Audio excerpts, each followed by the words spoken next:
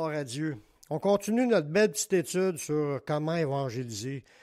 En réalité, c'est comment parler du Seigneur avec les doctrines du Seigneur. Connaître ce qui est écrit dans la Bible à propos de tous ces sujets-là. C'est sûr, quand on les explique, il y a des sujets, des fois, qui peuvent toucher un autre sujet, puis on peut se répéter dans certains versets, mais vous savez quand est-ce qu'il faut arrêter de répéter des versets? Quand vous allez tous les savoir par cœur. Quand vous allez tous les savoir par cœur, on passera à d'autres versets. Je connais un gars, un pasteur, moi, qui a écrit, c'est un prédicateur de réveil, puis lui, à un moment donné, il arrive dans une église, il prêche son message, puis après ça, quand il revient, tout le monde est emballé, quand il revient la semaine d'après, il a reprêché exactement le même message. Là, le monde se demandait comment ça se fait qu'il avait reprêché le même message. Il lui a répondu, quand vous allez le mettre en pratique, on passera à l'autre message. Mais là, c'est parce que des fois, on oublie et on ne met pas en pratique. Mais la théorie, là, c'est de même aussi. Il faut répéter. Puis à un moment donné, on maîtrise les idées. On comprend. Qu'est-ce que ça va faire si on comprend toutes les idées? On va être capable de parler aux autres facilement. Des fois, on se dit, je ne sais pas quoi dire, mais s'il y a quelqu'un qui dit, moi, qu'il dit qu'il n'y a pas de péché, toi, tu te rappelles du verset qui dit que tous ont péché. Puis, quelle solution que Dieu donne pour le péché? Mais c'est Jésus qui est mort pardonner nos péchés. C'est tout simple, la Bible. Il faut y aller avec les versets les plus simples, puis être capable de répondre au monde avec l'épée de l'Esprit, qui est la parole de Dieu. On a vu les semaines antérieures qu'Adam et Ève ils ont tombé dans le péché. Ils ont eu des conséquences. Après ça, c'est toute sa descendance, la descendance humaine qui a eu des conséquences. On a vu aussi que le diable a pris le contrôle de ces humains-là, puis les gens dans le monde, tous les gens dans le monde, y compris nous autres, on était sous l'emprise du diable. Puis on est amené d'un bord puis de l'autre. Non seulement le péché est entré dans le monde, puis par le péché, la mort, puis que la mort s'est étendue à tous les hommes, mais en plus de ça, les esprits méchants nous mènent d'un bord puis de l'autre. Nous menaient. Parce que quand tu viens à Jésus, là, c'est plus les esprits méchants qui sont supposés de te mener. C'est l'Esprit Saint, l'Esprit de Dieu qui nous mène, parce qu'il est rentré dans notre vie. Aujourd'hui, on va voir encore une autre conséquence qui fait que ça nous fait découvrir deux autres ennemis pour le chrétien. Le diable, c'est un ennemi. Le péché, c'est un ennemi. Mais il y a deux autres ennemis, puis là, je les ai mis dans un seul message pour comprendre, parce que j'aurais pu faire deux prêches là-dessus. La nature humaine et le monde déchus, qui sont, sans qu'on le veuille, sans qu'on fasse un effort quelconque pour y arriver, sont des ennemis automatiques de Dieu. Notre corps est un ennemi de Dieu, puis c'est un ennemi pour tous les chrétiens. Puis le monde, avec ce qu'il est, ce qu'il enseigne, ce qu'il nous montre, ce qui se déroule présentement, les modes de vie du monde, c'est aussi un ennemi de Dieu, puis un ennemi de tous les chrétiens. Puis tout ça, c'est encore la conséquence du péché d'Adam et Ève. Parce qu'à cause du péché d'Adam et Ève, le péché est entré dans le monde, puis le monde, né par les esprits mauvais, le monde sont dans un modèle de vie qui est contraire au modèle de vie de Dieu. Est-ce qu'on s'en est rendu compte? Comment est-ce que le monde vit à l'opposé de ce que Dieu veut? On entend des vertes et des pommures à toutes les nouvelles qu'on entend sur ce qui se passe dans le monde, sous toutes les formes. Puis en plus, les films, comment est-ce qu'il y a de films qui ont de l'air innocents, mais en réalité, c'est de la prostitution, de la perversion, du langage ordurier, plus la violence, puis tout ce que tu vois, là, la plupart du temps, qu'à 80% des films sont des films qui sont contraires à l'enseignement de Jésus. Fait que ça a une influence, veut pas, sur les chrétiens, puis les chrétiens ont à combattre contre ces affaires-là. C'est notre ennemi, puis il ne faut pas être comme ça, il faut être comme Dieu veut. Amen. Vous savez ce que Dieu a dit lorsqu'il a vu Adam et Ève dans le jardin, là, il venait de tout créer, là, toute la kit, les animaux, le jardin était créé, Adam était là, puis il a fait Ève, quand il a considéré tout ce qu'il a vu là, il trouva sa création très bonne. Dieu, il était fier de sa création.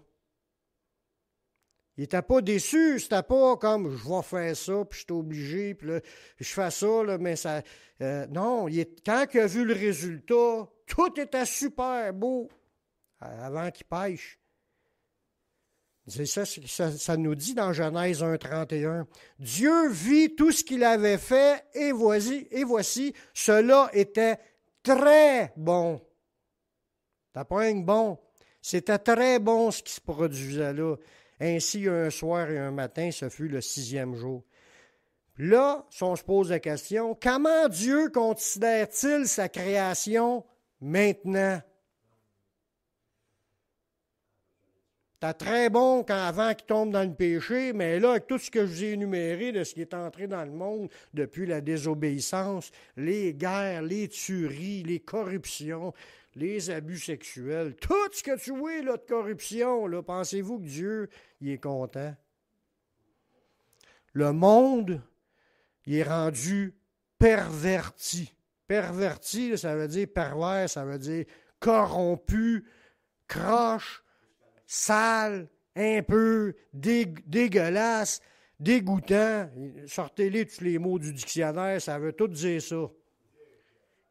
Quand que Dieu regarde sa création, c'est sûr qu'il voyait d'avance que ça aboutirait à cela, mais il est quand même, puis je me mettrai à sa place, très déçu de comment c'est arrivé. C'était tellement horrible, à un moment donné, 1500 ans plus tard, qu'il a détruit toute l'humanité à cause de... C'était trop laid.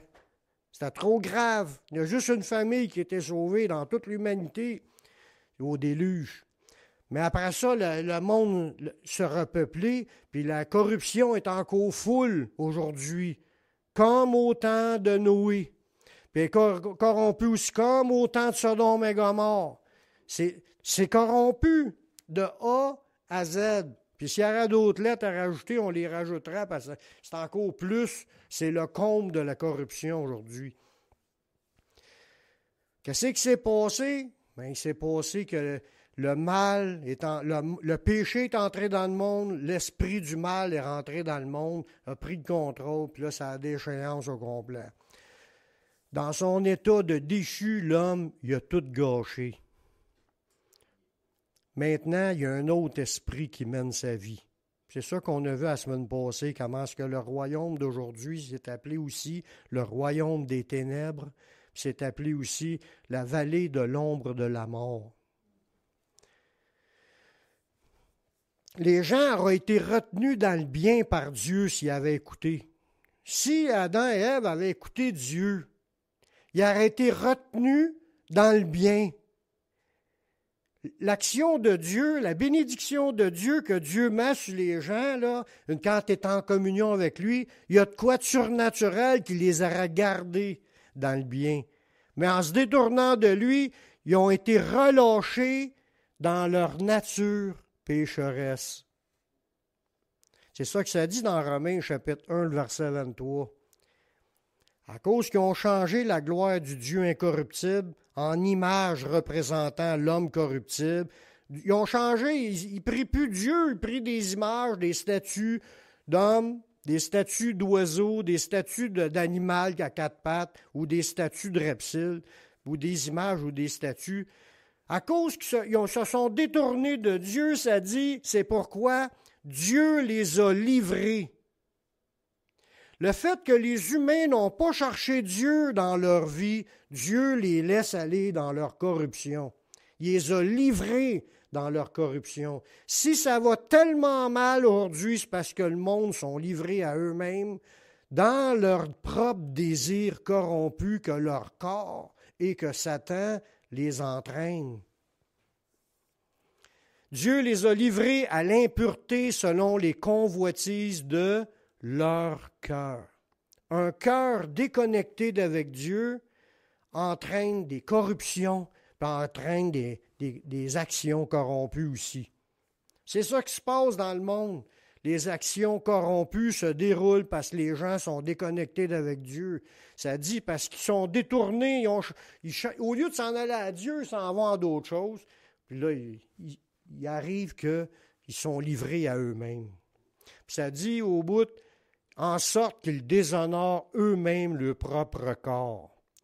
L'esprit humain déconnecté avec Dieu se livre à des corruptions, puis il ne se rend même pas compte qu'il est en train de se caler, qu'il est en train de déshonorer son corps. Les gens vivent, pas grave, ils ont couché avec 5 femmes dans la semaine, c'est pas grave.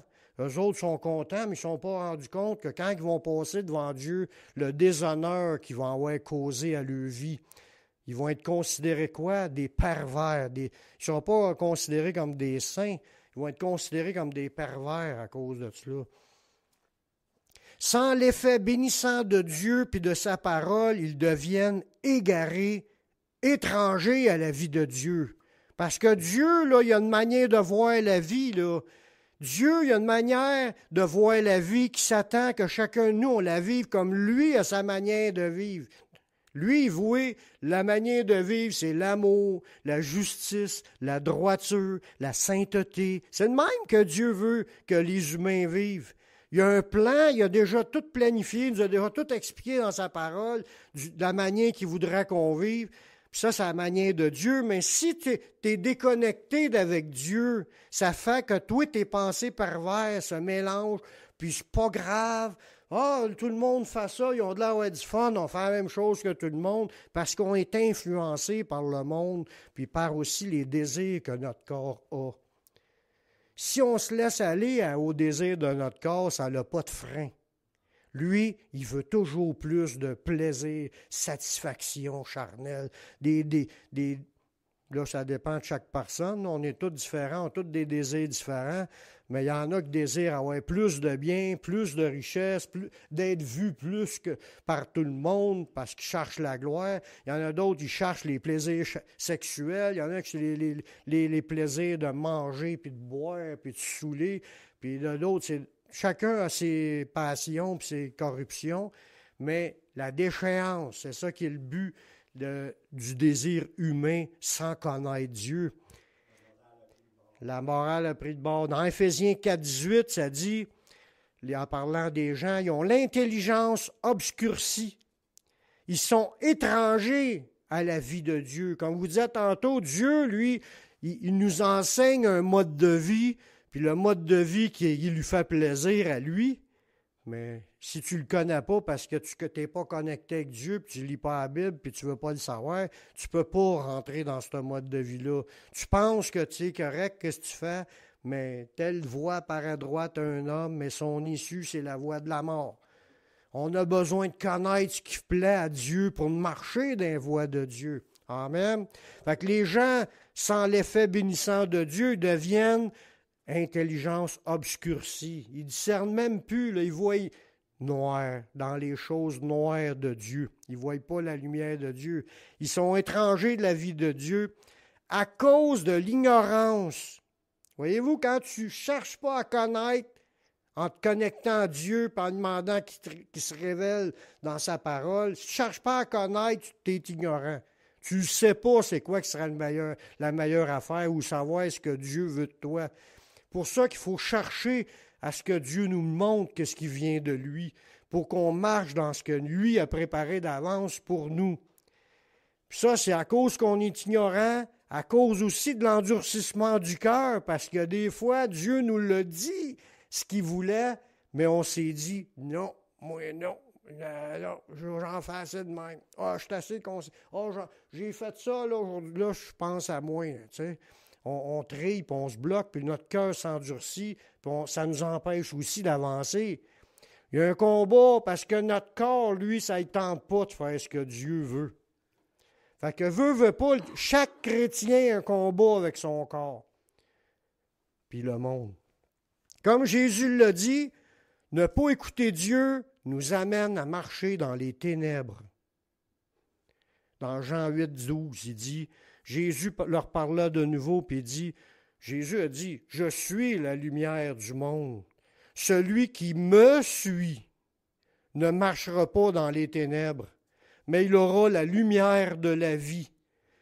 C'est quand tu suis Jésus que tu vas avoir la lumière de la vie. Tu vas être dans ses paroles, puis ça va t'éclairer. Tu n'auras pas l'intelligence obscurcie, tu vas avoir une intelligence éclairée. Tu vas comprendre ce que Dieu veut comme comportement, comme pensée, comme parole, comme agissement. Vu que tu comprends, tu es éclairé, tu vas faire des gestes tout le temps. Tu vas faire des gestes qui plaisent à Dieu. Mais quand tu es ignorant ou tu t'es endurci, puis tu bloques tout ça, tu es dans les ténèbres.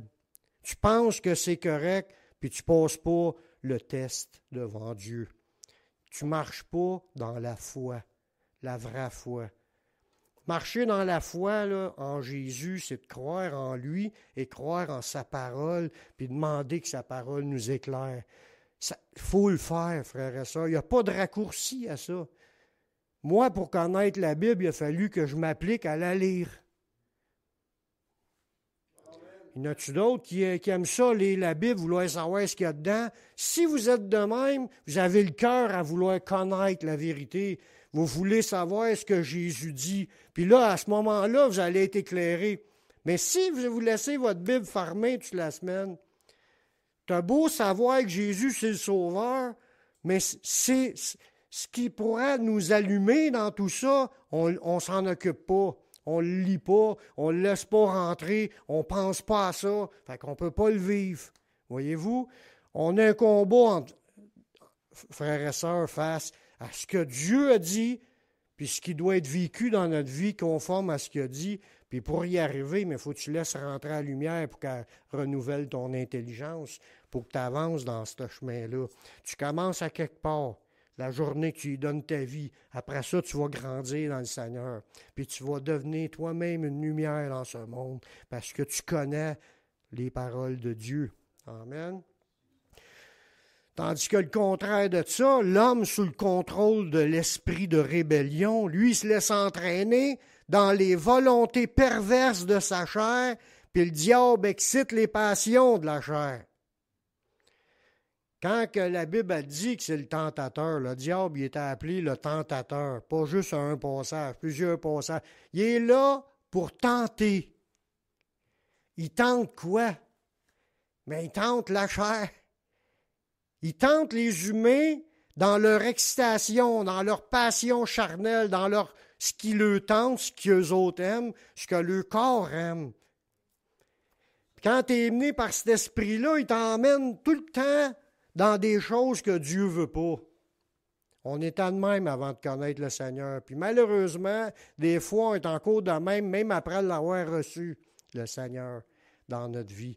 On a encore des passions charnelles, puis la Bible nous en met en garde, puis il faut combattre contre ça, puis il faut que par le Saint-Esprit, on fasse mourir les actions de notre corps. Parce que notre corps, il est péché.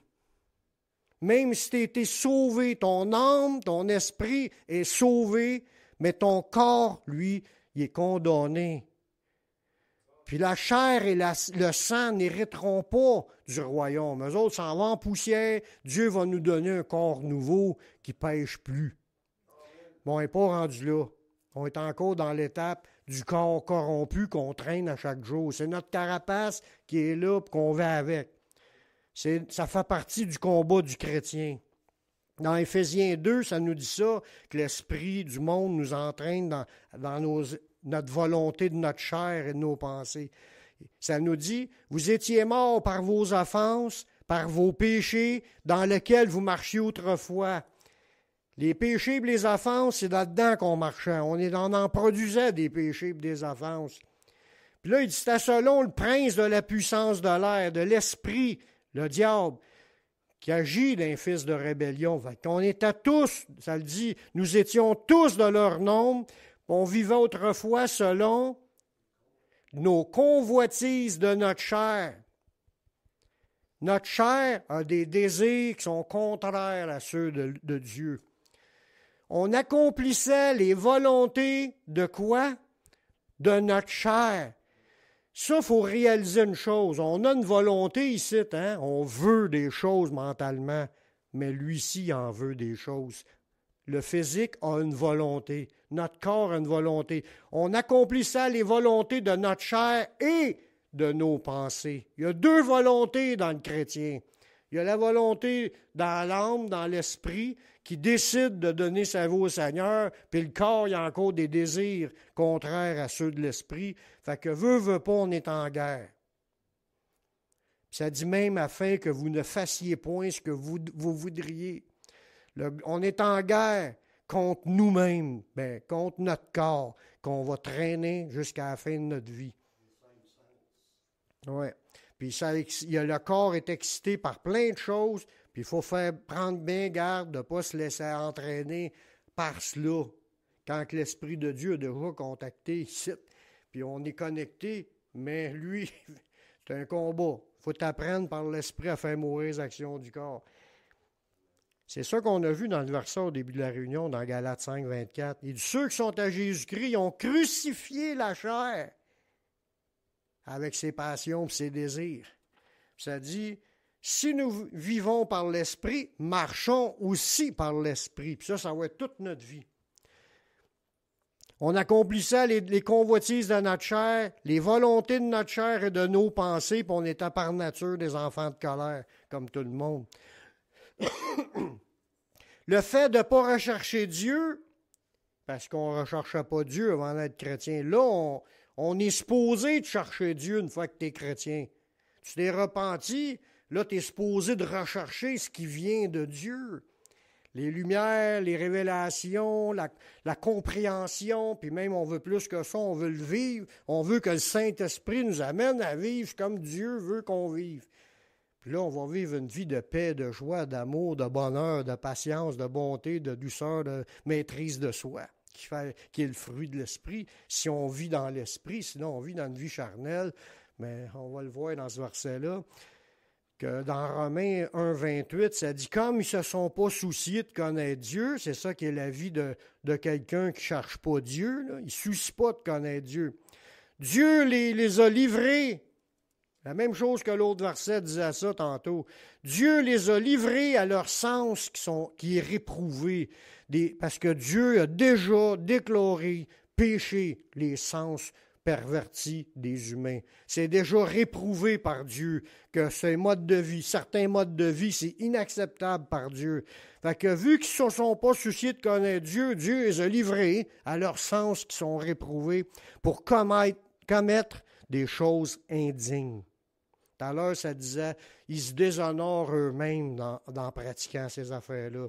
Là, ça dit, ils sont remplis de toute espèce d'injustice, de méchanceté, de cupidité. Ça, c'est l'amour de l'argent ou l'amour des biens. De malice, plein d'envie, de meurtre. Ça, c'est la meurtre, c'est la haine aussi. Haïr quelqu'un, c'est dans cette catégorie-là. De querelle, de ruse, de malignité. Rapporteur, médisant, impie, ça c'est du monde qui ne veulent pas prier, arrogant, ça c'est de l'orgueil, hautain, fanfaron, ingénieux au mal, rebelles à leurs parents, dépourvus d'intelligence, de loyauté, d'affection naturelle, de miséricorde. Ça, Paul il a fait un petit résumé de quelques points qui sont dépravés dans la vie d'un humain qui ne connaît pas Dieu. Puis que nous, il faut toujours s'examiner face à ces versets-là. On est-tu là-dedans, à quelque part? Puis demander au Seigneur de nous amener à sa lumière pour qu'on ne marche pas dans ces affaires-là, qu'on marche dans le chemin de Dieu. Et bien qu'ils connaissent le jugement de Dieu, parce qu'il y a un jugement de Dieu sur ce mode de vie charnel-là, bien qu'ils connaissent le jugement de Dieu déclarant digne de mort ceux qui commettent de telles choses, non seulement ils les font, mais ils approuvent ceux qui les font. Le monde sont tellement pervers qu'ils se moquent du fait que Dieu a déclaré ça digne de mort. Ils s'en foutent de vivre charnellement, non seulement qu'ils s'en foutent, mais dans le monde, ils s'encouragent à en faire encore plus de corruption. Mais Dieu voit tout, puis il entend tout, puis il sait tout, puis il sait. Puis s'il nous en parle ici, là, c'est pour qu'on s'en rende compte, nous autres ici, que c'est de même dans le monde. On n'a pas à imiter le monde. Le monde sans Dieu est comme cela.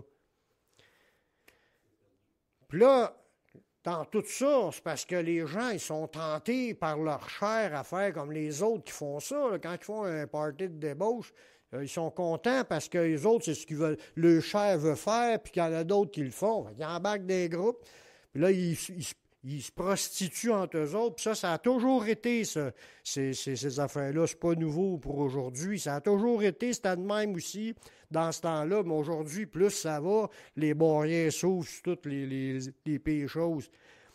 Là, les personnes vont dire, parce qu'il y en a qui vont même le dire, quand ils sont tentés, puis ils embarquent dans ces affaires-là, ils vont dire, c'est Dieu qui m'a créé comme ça. C'est la faute à Dieu. C'est Dieu qui a fait que ça me tente. Comme si ça sera Dieu qui sera le coupable de leur passion, de leur corruption. Puis ils vont même aller jusqu'à dire, c'est Dieu qui a mis cette belle femme-là devant moi. En voulant dire la femme du voisin, que c'est la faute à Dieu si la femme du voisin est belle. Comme si c'est Dieu qui me tente. C'est Dieu qui a mis ça là. Puis là, il saute là-dedans sans se retenir, puis il dit, c'est Dieu qui a voulu ça. Jacques, il dit dans Jacques 1,13, que personne, lorsqu'il est tenté, ne dise, c'est Dieu qui me tente, car Dieu ne peut être tenté par le mal, puis il tente lui-même personne. Mais chacun est tenté quand il est attiré puis amorcé par sa propre convoitise. Le problème, c'est pas que Dieu a mis une belle fille à côté de toi. Le problème, c'est ton corps qui est attiré par sa convoitise à vouloir aller en savoir plus comment qu'est-ce qu'il y a en dessous de son linge puis qu'est-ce qu'il pourra en profiter. C'est son corps qui fait ça, c'est pas Dieu, c'est pas la faute à Dieu. Il faut réaliser que c'est notre faute quand on se livre un péché, c'est à cause de notre corps qui avait ce désir-là, puis c'est ça qui a fait, qui nous a conduits. C'est pas la faute à personne d'autre qu'à nous. C'est nous qui aurions dû se dire, ma volonté ici, dans l'étage du haut, doit contrôler la volonté de l'étage du bas. Le péché se couche à ta porte, mais toi domines sur lui. On est responsable de nos décisions et de nos actions. C'est pas à cause de Dieu, c'est à cause de nous, qui est attiré et amorcé par nos convoitises. Puis, au verset 15, la convoitise, lorsqu'elle a conçu, enfante le péché. Puis le péché, quand il est consommé, produit la mort. Ça, c'était des lois naturelles, des lois spirituelles, je veux dire, dans le monde. La convoitise enfante le péché, puis le péché qui est consommé produit la mort, puis c'est le même encore pour aujourd'hui, puis pour tout le monde. Chrétien, pas chrétien. Il n'y a pas de péché qui rend la vie aux gens. « Ah, j'ai fait une débauche hier, me sens encore pas pantoute. » T'es déconnecté d'avec Dieu, demande-y pardon tout de suite, mets-toi à genoux, puis tourne-toi vers lui pour rétablir le contact. La corruption, elle ramène rien de plus. Ça nous a souillés, ça nous a salis, ça nous a déconnectés. Le Saint-Esprit est attristé. Puis lâche ça tout de suite. Repens-toi. Le monde qui nous entoure n'est pas pur et saint. Leur morale, leur idéologie, leur philosophie, leur religion idolâtre amènent les hommes loin du chemin de Dieu. Dans Jacques 1,27, ça nous dit quoi faire face à cela. Il dit, la religion pure et sans tache devant Dieu consiste à visiter les veuves et les orphelins dans leur affliction et à se préserver des souillures du monde. Faut pas être étonné, on va en voir des souillures. Des souillures, c'est de la saleté que le monde nous offre devant nos yeux. Ces saletés-là, qu'est-ce qui se passe quand vous êtes habillé en habit bien proche, les souliers chaînés, là. Puis là, tu traverses un trou de boîte, puis tu tombes ça de creux dans le trou de boîte avec tes 2 pieds dedans. Puis là, tu slides, puis là, tu tombes dedans, là. Puis là, tu es roulé dans la boîte. Qu'est-ce qui se passe? Tu étais bien habillé, bien propre, tout en habit, bien chaîné, souliers chaînés. Mais quand tu sors de là, qu'est-ce qui arrive? Tu es beurré au complet. Mais aller dans le péché, ça fait exactement la même affaire. Si t'es 2 pieds dedans, puis en plus tu slides dedans, t'es beurré, t'es souillé. Même si t'as reçu le Saint-Esprit, voilà X temps, t'as une souillure, t'as une saleté qui est après toi, puis c'est la saleté du monde. La saleté, il y a des saletés qui salissent notre esprit, puis il y a des saletés qui souillent notre chair, notre corps. On était sanctifiés par Jésus, mais si on se roule dans nos saletés, on va devenir sale. Ça me fait penser à une autre affaire que j'ai entendue. Il y a quelqu'un qui a dit dans une prêche, dans un enseignement, il dit, quand tu rentres d'une étable, ça ne fait pas de toi une vache. Puis c'est vrai. Quand tu rentres d'une étable, ça ne fait pas de toi une vache. Mais je peux vous dire que si tu passes la journée dans l'étable, tu vas sentir la vache. Faut pas penser que tu rentres d'un temple d'idole, puis tu sors de là, puis que tu n'as pas été souillé. Tu as besoin d'être lavé par le sang de Jésus en te repentant si tu es sincère. C'est possible, parce qu'il y a quelqu'un qui s'est dit dans les Actes, il dit, je vois que tu es dans un fiel amer, puis dans les liens de l'iniquité, puis que le pardon n'était pas garanti pour lui, à cause que son péché le tenait lié dans une action qui est en amour avec l'argent, puis le prestige d'être bien vu. Puis Pierre, il a dit, il y a de part pour toi, ni part ni lot dans cette affaire. Tu ne l'auras pas, le Saint-Esprit, puis tu ne marcheras pas avec, parce que ton cœur n'est pas droit devant Dieu. Tu es dans les liens de l'iniquité. Quand tu fais exprès, là, à un moment donné, Dieu, là, faut pas faire exprès, frères et sœurs. Quand on réalise qu'on est dans le péché, il faut demander pardon au Seigneur. Puis croire que son sang va nous laver, va nous purifier. Si nous confessons nos péchés, il est fidèle et juste pour nous les pardonner et nous purifier. Puis le sang de Jésus, c'est la seule affaire qui peut te pardonner complètement de tous tes péchés. C'est le meilleur détergent qui n'existe pas. C'est le seul que Dieu a donné pour qu'on puisse être lavé.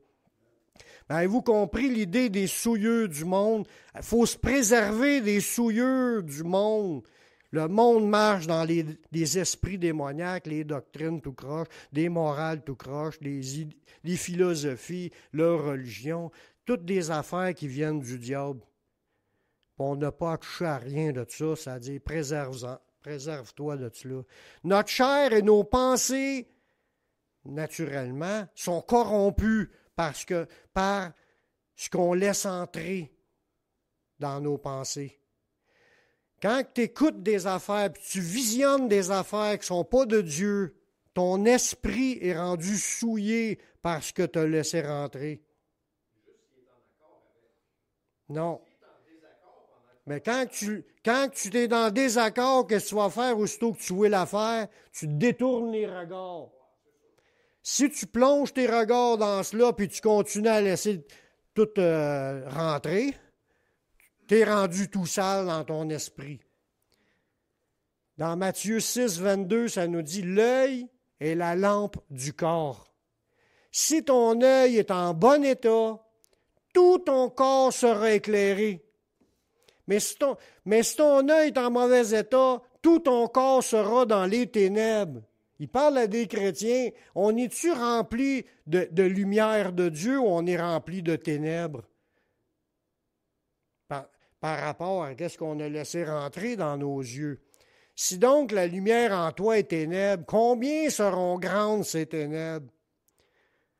Dieu nous avertit, ton œil, c'est la lampe du corps. Tu es éclairé dans ta vie parce que tu regardes et écoutes aussi. Parce que ça peut être des affaires que tu écoutes. Tu participes à des jokes de sexe puis de corruption. C'est sûr, ton esprit rendu souillé. Tu as attristé le Saint-Esprit. C'est sûr que Dieu ne rit pas de cela. Il a condamné cela. Il y a plein de versets qui condamnent ces actes corrompus-là. Je pourrais en sortir d'autres, mais là, ce n'est pas le but pour aujourd'hui. Notre chair, dans ce monde corrompu, est attirée par ce qui nous entoure, puis est tentée à faire comme ceux qui ne connaissent pas Dieu. Puis on est averti par Dieu de faire attention. Dieu le dit dans sa parole, dans 1 Jean 2,15. Il dit « N'aimez point le monde ».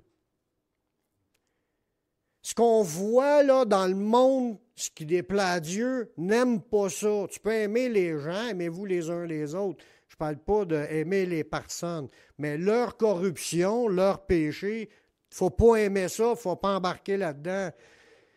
N'aimez point le monde, ni les choses qui sont dans le monde.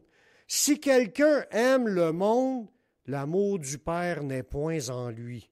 T'as beau dire « Oh Seigneur, je t'aime », puis après ça, tu regardes un film porno. L'amour de Dieu n'est pas dans toi. Il faut se repentir. Il faut lâcher ça. Ça déplaît à Dieu, ça attriste le Saint-Esprit. Je donne cet exemple-là parce que c'est des gros exemples, mais il y en a plein d'exemples de péchés qu'on pourrait nommer. Car tout ce qui est dans le monde, la convoitise de la chair, les convoitises des yeux, les yeux aiment ça, regarder des affaires, puis l'orgueil de la vie ne vient point du Père, mais vient du monde. Puis le monde va passer, puis sa convoitise aussi, mais c'est celui qui fait la volonté de Dieu qui demeure éternellement. C'est pas quelqu'un qui a fait la volonté, c'est quelqu'un qui a fait la volonté de Dieu. On a un combat à livrer de ne pas aimer ce qu'il y a dans le monde, parce que c'est un piège pour les chrétiens, parce que notre chair qui est de ce monde, elle est attirée au bout, puis il faut combattre toutes ces corruptions-là. Il faut apprendre à se soumettre à la volonté de Dieu. Dans Jacques 4,7, ça dit « Soumettez-vous donc à Dieu, puis résistez au diable. » Il faut dire non quand il y a une tentation. « Arrière de moi, Satan, car il est écrit, tu ne feras point d'adultère. » Là, tu peux nommer n'importe quelle réponse quand il te tente dans n'importe quel péché. Il est écrit, tard, tu donnes le verset. C'est de même. Puis c'est là que le diable va s'en aller parce qu'il va voir qu'il n'est pas capable de t'avoir. Il va voir que tu l'as vu, puis que tu le dénonces, puis tu lui commandes de s'en aller, il va s'en aller. Puis en plus de ça, si tu le lis puis tu l'enfermes dans l'abîme, ça, il ne veut pas ça. Il y en a des démons enfermés dans l'abîme, mais ça, c'est un autre sujet. Tous ont le même combat. C'est pas rien que pour toi, là. Tous les humains sur la terre ont le même combat, mais c'est pas tout le monde qui embarque dans le combat. Le combat de marcher par le Saint-Esprit. En marchant dans la chair, nous sommes perdus. En étant attachés à l'Esprit de Dieu puis la parole de Dieu, ça nous sauvera. Dans Romains 8, 5, ça dit « Ceux en effet qui vivent selon la chair s'affectionnent aux choses de la chair. » On aime ceux qui vivent selon la chair, ils aiment les affaires de la chair. Tandis que ceux qui vivent selon l'Esprit, ils s'affectionnent aux choses de l'Esprit. Ils vont aimer les choses que Dieu a dit. Y a-t-il du monde qui aime ce que Dieu a dit? On est du monde qui aime ce que Dieu a dit. Si vous êtes là aujourd'hui là, pour écouter, c'est parce que ça vous intéresse d'en savoir plus. Puis vous aimez les choses de Dieu. Puis Dieu sait que vous aimez ça. Mais maintenant, laissez-les rentrer, puis là, il faut combattre dans cela. Il dit, l'affection de la chair, c'est la mort. L'affection de l'esprit, c'est la vie et la paix. Amen, merci Seigneur. La Bible dit de ne pas se livrer à nos passions charnelles. Ce monde n'a rien à offrir de salutaire. Dans Romains 6, 12, ça dit que le péché ne règne donc point dans votre corps mortel, puis n'obéissez pas à ses convoitises. Ne livrez pas vos membres au péché comme un instrument d'iniquité, mais donnez-vous vous-même à Dieu comme étant vivant de mort que vous étiez, et offrez à Dieu vos membres comme un instrument de justice. Fait que quand tu commences à t'engager à suivre le Seigneur, tu dis, Seigneur, que ma vie soit une vie de justice, que te soit agréable, que je puisse marcher dans les choses justes, les choses que tu aimes, les choses qui te font plaisir. Puis livre ton corps aux choses qui font plaisir à Dieu. Puis bloque-les quand ils cherchent des affaires qui déplaisent à Dieu. Puis ça fait partie du sujet de l'appel de l'apôtre Pierre à la Pentecôte, il y a 2000 ans. Quand l'apôtre Pierre prêchait au monde, puis qu'il y en a eu 3000 qui se convertissaient, là. Mais dans son sujet de prédication, il a ajouté cette phrase-là, qui est dans Actes 2,40. Ça dit, là, il leur disait de se repentir, puis là, il dit, par plusieurs autres paroles, il les conjurait, il les exhortait, disant, sauvez-vous de cette génération perverse. Dans ce temps-là, c'est une génération perverse. Sauvez-vous de là. Sortez de là. Lâchez de faire ce qu'ils font. Faites plus ce qu'ils font. Livrez vos corps à la sainteté, à la justice, à la droiture, à l'amour, à tout ce qui fait partie des choses de Dieu. Mais c'est encore pareil aujourd'hui. La génération perverse est encore là. Puis nous autres aussi, on est appelés à sortir. Sauvez-vous de cette génération perverse. L'avertissement de Dieu au Jardin d'Éden a été sérieux, hein? Quand Dieu a dit à Adam et Ève, là, le jour où vous allez en manger, vous allez mourir. C'était sérieux. Ils sont morts spirituellement cette journée-là. Puis il n'y a pas de retour en arrière. Pour là, le mal y a été fait. C'est les conséquences qui ont embarqué. C'était sérieux. Mais l'appel de Dieu pour marcher hors du monde, c'est le même sérieux. Il nous dit dans Galates 6:8, « Celui qui sème pour sa chair moissonnera de la chair la corruption. Mais celui qui sème pour l'esprit moissonnera de l'esprit la vie éternelle. » Dans quoi qu'on veut commencer à semer ou continuer à semer? Il faut semer les choses de l'esprit, frères et sœurs. Il faut lâcher les souillures du monde, les corruptions, puis tout ce que notre chair veut de péché qui déplaît à Dieu. C'est autant sérieux, cette parole-là, c'est la mort pour celui qui se laisse aller dans sa chair. N'oublions pas que ce qui a été déclaré aussi dans l'Apocalypse, qu'il n'entrera personne de souillé dans le royaume éternel. Dans Apocalypse 21-27, « Il n'entrera chez elle rien de souillé. » Ça, c'est des sales. « Ni personne qui se livre à l'abomination et au mensonge. Il n'entrera que ceux qui sont écrits dans le livre de vie de l'agneau. » C'est juste en Jésus que tu peux être lavé de tes souillures. C'est son sang qui a été versé à la croix qui nous permet d'être pardonnés, purifiés. Si nous confessons nos péchés, il est fidèle et juste pour nous pardonner. Recevoir le pardon, c'est une chose. Et nous purifier, nous rendre purs de nos iniquités. On a besoin du pardon, puis on a besoin aussi de la purification. Être pur, ça veut dire, il a enlevé de ta vie cette affaire-là. Cette faiblesse-là, ce mauvais penchant que notre chair avait. Tu fais mourir les actions du corps par la puissance de Dieu. C'est pas toujours du jour au lendemain sur tous les sujets, là. Tu viens à Jésus, c'est un par un les points qui te montrent puis que tu as à combattre. Puis tu vas en avoir toute ta vie dans le combat. Puis c'est de même que tu démontres ta foi. C'est beau de dire à Jésus, « Seigneur, je t'aime. » Bon, puis là, toute sa vie après ça, il est toujours rendu une place que Dieu ne veut pas, puis il est toujours dans les affaires que Dieu ne veut pas. Bien beau de dire tout ce qu'on voudra, là, il dit, « Ce peuple m'honore des lèvres, mais le cœur est détourné de moi. » Il faut vraiment être des vrais.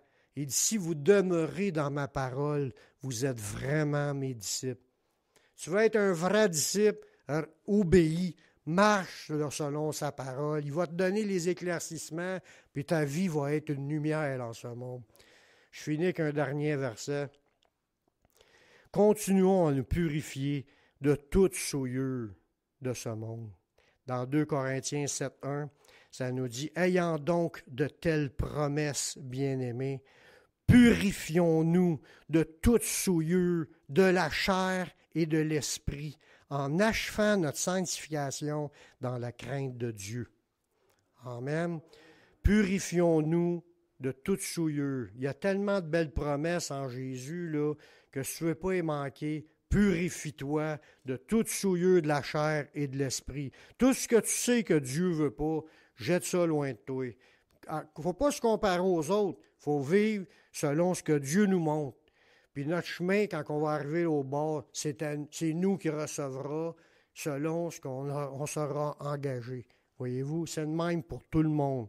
On va prier. Seigneur, je te remercie pour ta parole qui est vraie. Je te remercie pour tes révélations et la lumière que tu mets dans notre esprit. Donne-nous, Seigneur, des personnes qui combattent par l'esprit puis qui résistent aux tentations du diable, du monde puis de notre chair. Qu'on puisse être des gens qui se consacrent puis qu'on cherche que les choses pures devant tes yeux. Qu'on arrête toute souillure dans l'esprit ou dans le corps, mais qu'on marche dans l'amour, la joie, la paix, la justice, la droiture, la sainteté, tout ce que tu t'attends pour nous. Merci Seigneur de l'œuvre que tu vas faire. On s'en remet à toi dans le nom de ton Fils Yeshua. Amen.